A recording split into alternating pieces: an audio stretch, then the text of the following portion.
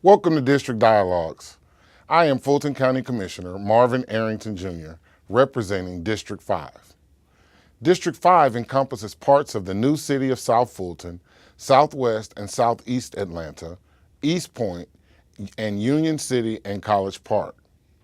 Some of the great landmarks in District 5 include Zoo Atlanta, the former Fort McPherson, which is now home to Tyler Perry's studio, Porsche headquarters, Camp Creek Marketplace, and the Wolf Creek Amphitheater.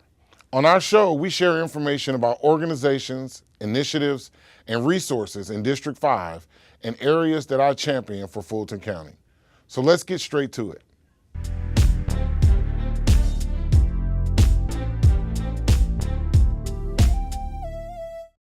I am proud to serve as a Fulton County executive sponsor for safety and a member of NACO's Justice and Public Safety Committee.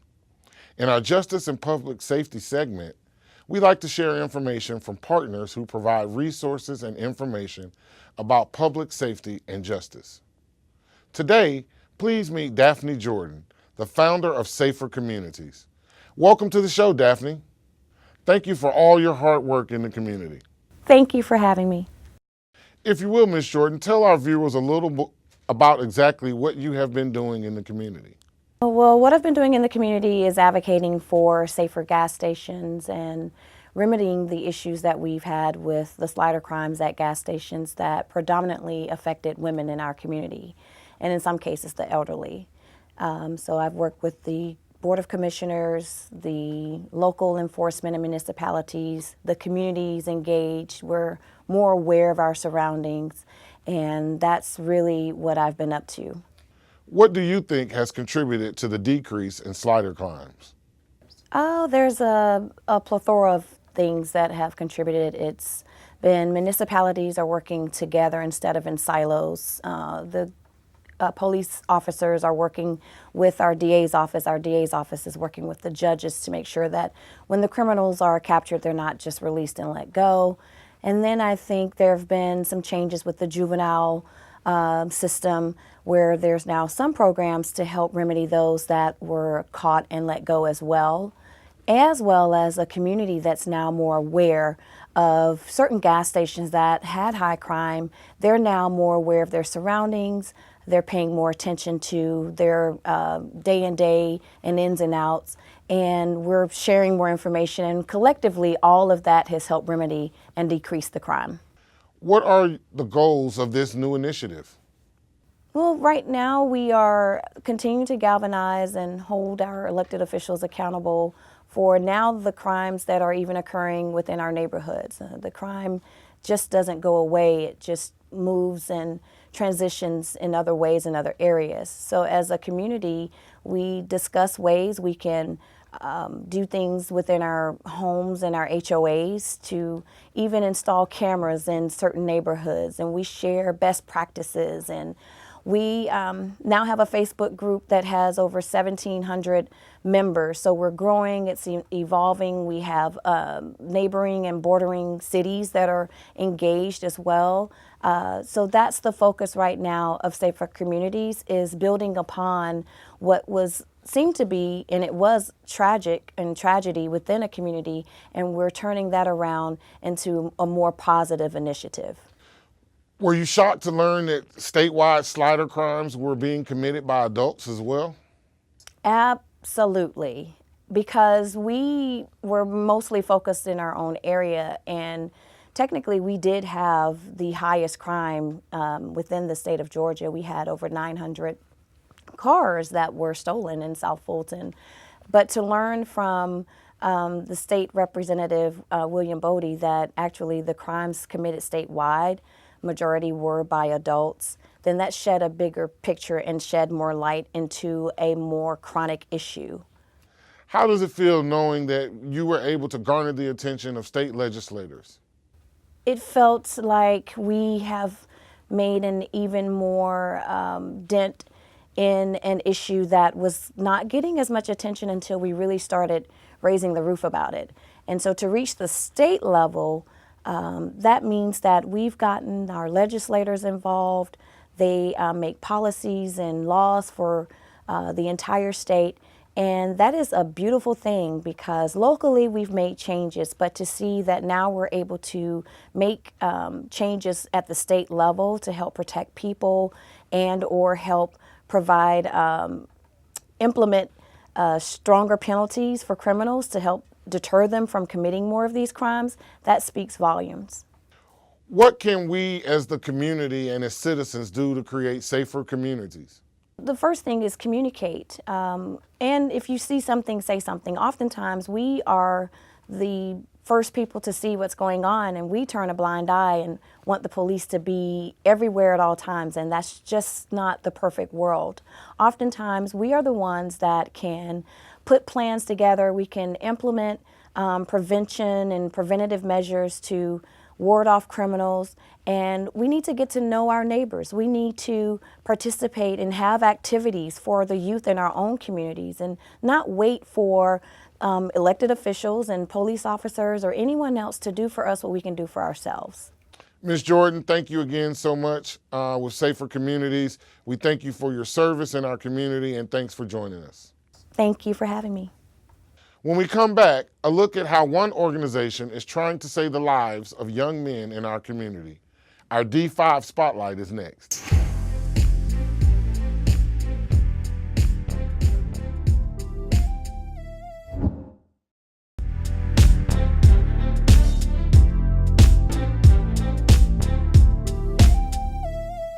Welcome back to the show.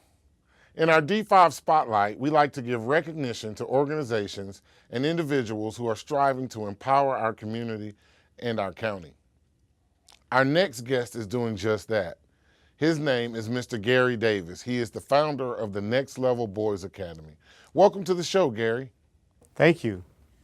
If you will, please tell us a little history about the Next Level Boys Academy. Next Level Boys Academy is an organization that was founded in 2009 with the mission of changing lives of young men. We started in Fayetteville, Georgia, and we have expanded, and we're now located in Union City. We work with young men ages 5 to 25, and we have a program for different age groups. It sounds like you're doing great work. What made you start this organization, and why is it so needed in our communities? Well, I knew the direction that our young men were going in, so I decided to take a leap of faith and step out and start an organization such as Next Level. It initially started out as a summer camp, and then I saw the need so bad that I expanded to after school, Saturday school, and a boot camp and sports as well. If you don't mind, will you share some of your success stories with us? Because I think that's very important for people to know about the successes that you've had. Well, we have several. One of our biggest success stories is there was a young man who was facing 20 years in prison, and they decided to send him to my diversion program, which we have on Saturday mornings. And I spent about 2 years with this young man. I was able to work with his anger, and he since then has signed a 4-year football scholarship to the University of Louisville. All right, you're doing great work. But where do you see the Next Level Boys Academy in 5 years from now? Well, my vision for Next Level Boys Academy is to be a school, an elementary school, middle school, and a high school. And I just see us having a facility where we have group homes on campus for young men, and just being able to meet every need of a young man with the gymnasium, the sports program, and just give them an alternative to so many things that they are not offered on a daily basis.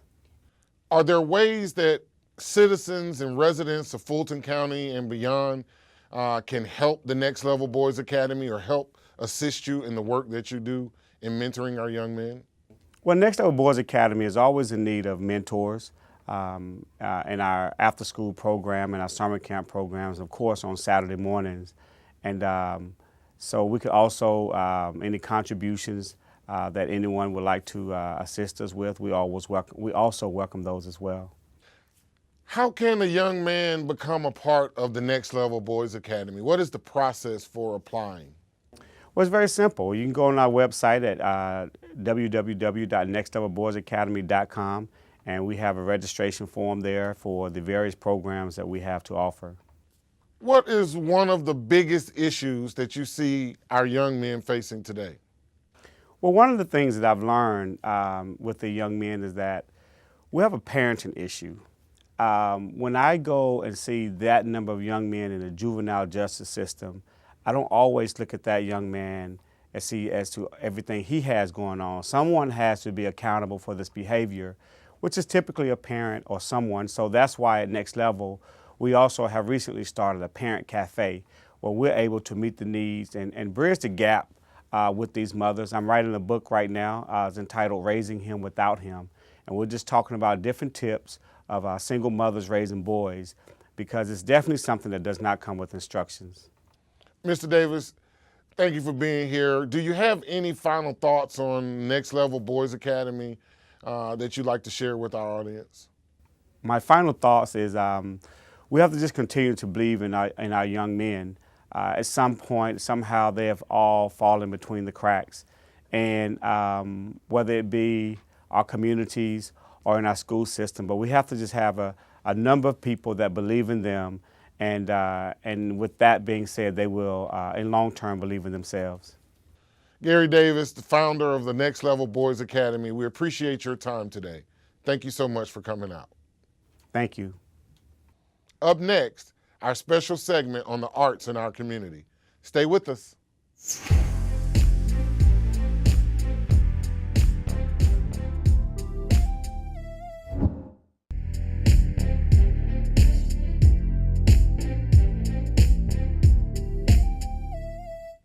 Welcome back.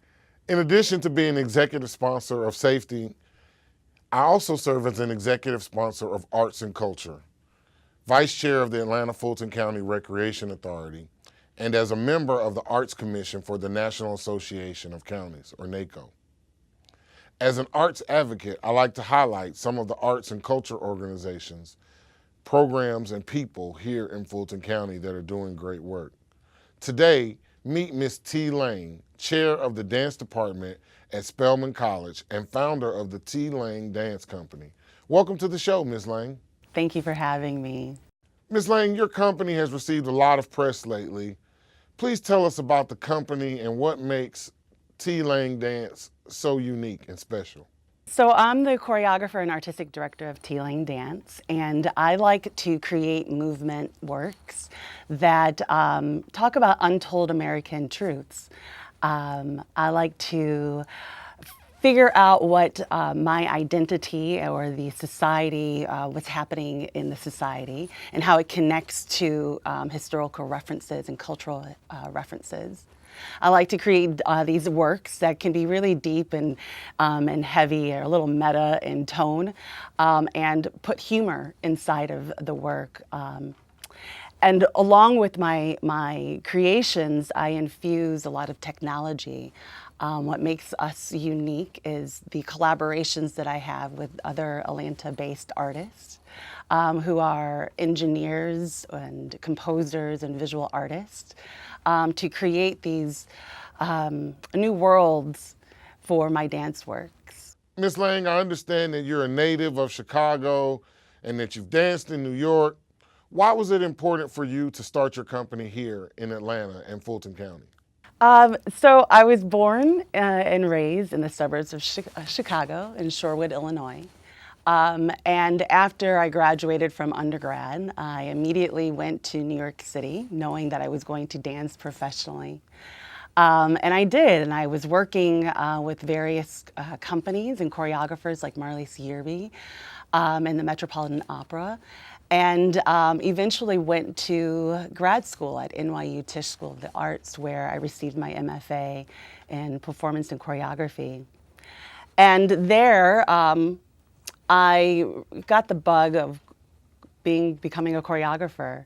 And my professor, my composition professor, Phyllis Lamhut, really saw the different approaches I would have with inventing my movement vocabulary and how I was contextualizing them with different thoughts.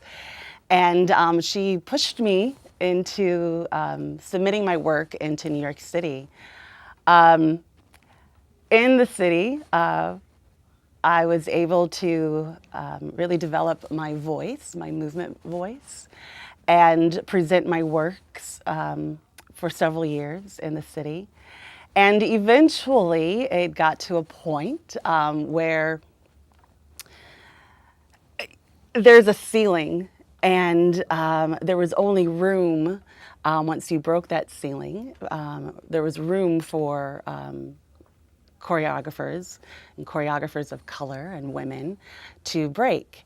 And once I came to terms with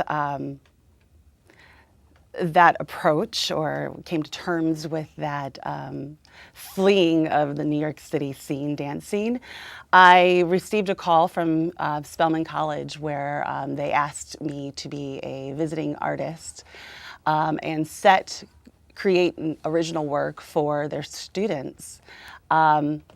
I did that, and later received a call from the college asking me to come down and become the assistant professor, tenure track at Spelman. And that was in 2008, and I've been in Atlanta ever since. I understand that dance is sometimes a difficult genre to develop here in Atlanta and Fulton County. Is that what you were finding? And if so, what can we as a community and Fulton County do to help? Well, dance, I guess for the viewer, could possibly be uncomfortable watching because you're seeing bodies, you're seeing flesh move. And there are perspectives where people feel like you might be objectifying the body, where it might be difficult to just pay attention to the physical form, the human form, or the female form. I think with the works that I create, we play onto that and then hit the audience with some deeper thought, where they lose that lens of seeing flesh, and then they start seeing movement. They start seeing stories unfold. With our company, we do a lot of pre-talks as opposed to post-talks, so we give our audience context of what they're going to see. And give them context of how I created and developed my works. How can people find out about you and the T-Lang Dance Company and what you all have coming up next? So you can catch me at the High Museum, creating works for their visual artists. You can catch me creating work for my students now as the new department chair at Spelman College, and seeing our works and how we generate movement and connect it to different thoughts. You can see that on our social media. We do a lot of live streaming too. And then next season, I have several performances for my dance company, and I'm also intersecting into the visual art world, and I'll have an exhibition at Zuckerman Museum, as well as a performance at the High Museum. T-Lang, Spelman's Dance Department Chair, thank you so much for joining us today. Thank you. Thank you for having me.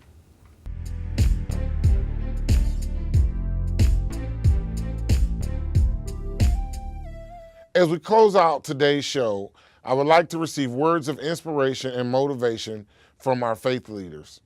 Today's motivational moment is from Elder Alonia Jones of Dream to Destiny Ministries. Hello. We are living in some serious times. Actually, it feels like, for the lack of a better term, a lot of chaos. And so I want to ask the question, how do you find your calm in the midst of chaos? How do you find your calm in the midst of chaos? I want to give you a little advice. There's something we all can do. When we see something, Perhaps we can say something. We don't have to just stand by and watch things happen. We can ask ourselves, what can I do to make a difference in this world in which we live? I believe it was said before that we can be the change that we desire to see. So yes, things may be chaotic. There may be peace and unrest all around you.